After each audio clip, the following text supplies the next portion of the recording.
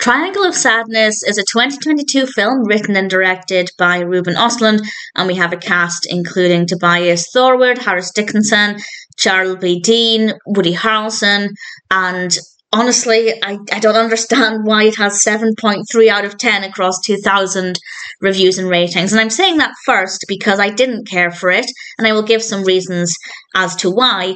But clearly a lot of people love it. So take what I'm saying with a pinch of salt, and if it sounds like it might appeal to you, maybe check it out, but I don't really recommend it.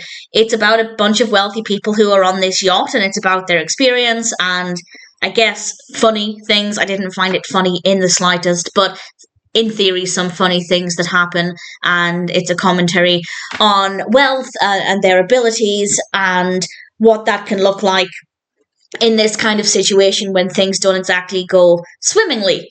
And honestly, I just found it to be really, really boring for two reasons. Well, maybe three reasons.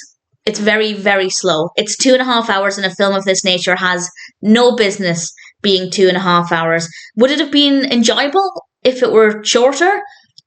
To an extent, because not a lot happens for a very long period of time, and it is very boring. So had it been neater, had they done a better job of the narrative and not waffled on and made it very boring for a good chunk of it, then it might have been a little bit better.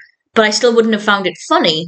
And the third reason that I was going to mention is that the characters are also tremendously dull as well. We have some good performances, and occasionally there were some not necessarily great moments, but some of the characters were okay enough. But for the most part, I found them to be very boring. So the narrative is incredibly dull. The characters are not interesting, and it is so slow. And I didn't find this to be funny either. Also, it's a little bit disgusting at times. I don't really have a big issue with this, but they were also relying on vomit to get a laugh, and I don't find that funny. I don't care about it. Yes, it's showing wealthy people in a vulnerable state, and I think that in itself maybe adds a little bit, but I feel like they were definitely going for the laugh, and I really don't think it's funny. So for me, Triangle of Sadness was a pretty terrible film. Visually gorgeous, though. The camera work, the lighting, the yacht itself, yeah, all of that's absolutely beautiful. Credit where it's due. And as I said, the performances were fine.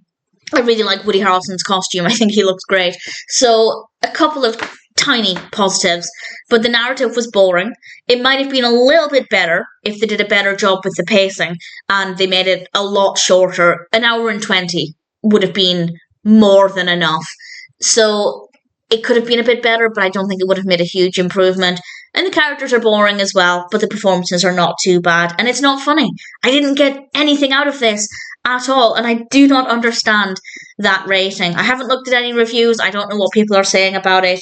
But I found this to be a pretty boring experience. And I think I've used that word a little bit too much, but that's ultimately it. I just think it had not a lot to offer.